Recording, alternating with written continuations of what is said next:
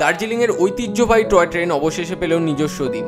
দেশের রেল ইতিহাসে প্রথমবারের মতো উদযাপিত হলো টয় ট্রেন দিবস। 4 জুলাই শিলিগুড়ির সমতলের শেষ টয় ট্রেন স্টেশন সুকনা থেকে শুরু হয় এই বিশেষ উদযাপন।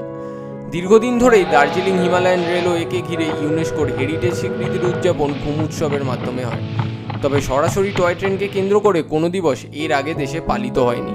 এবার সেই অভাব পূরণ করতে উদ্যোগী হয়েছিল north Bengal printers association Darjeeling Himalayan রেলওয়ের সহযোগিতায়। 1881 সালের 4 জুলাই প্রথম টয় ট্রেন শিলিগুড়ি থেকে শৈলশহর দার্জিলিংয়ে পৌঁছায়। এই ঐতিহাসিক দিনটিকেই স্মরণীয় রাখতে এবছর থেকে প্রতি বছর এই দিনটিকে টয় ট্রেন দিবস হিসেবে উদযাপন করার পরিকল্পনা নেওয়া হয়েছে।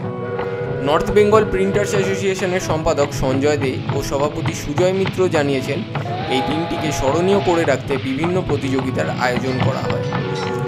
স্থানীয় মানুষ, পর্যটক এবং শিশুদের অংশগ্রহণে উৎসবমুখর পরিবেশ তৈরি হয়।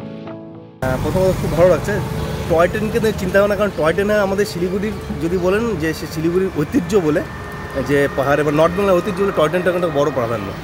তো টয় ট্রেন তো আমরা ছোটোবেলা থেকে টয় ট্রেনের প্রতি একটা আকর্ষণ ছিল। তো এটা আর ছবিও আমরা টয় ট্রেনকে নিয়ে প্রচুর রাখি। তো সেখান থেকে আমাদের এই চিন্তা ভাবনা এসেছে আর কি, এটা করতে যাচ্ছি টয় ট্রেন ডে সেলিব্রেশন। ইতিহাস ঘেঁটে জানা যায়, দার্জিলিং পাহাড়ে রেল লাইন স্থাপনের আগে ঘোড়ার গাড়ি, গরুর গাড়ি ও পালকির মাধ্যমে মানুষ পাহাড়ে যাতায়াত করত। 1879 সালে ব্রিটিশরা দার্জিলিং হিমালয়ান রেলওয়ে প্রকল্পে প্রস্তাব গ্রহণ করে। 1880 সালে 3 ধারিয়া পর্যন্ত রেল লাইন স্থাপন হয় এবং ভারতের তৎকালীন ভাইসরয় লর্ড লিটন নতুন ট্রেনে যাত্রা করে। 1881 সালে 3 ধারিয়া থেকে দার্জিলিং পর্যন্ত লাইন সম্প্রসারণের পর 4 জুলাই প্রথম ট্রেন শিলিগুড়ি থেকে দার্জিলিংয়ে পৌঁছায়। এই দিনটিকে পালন করতে উত্তরবঙ্গ জুড়ে উচ্ছ্বাস ও উদ্দীপনা ছড়িয়ে পড়ে।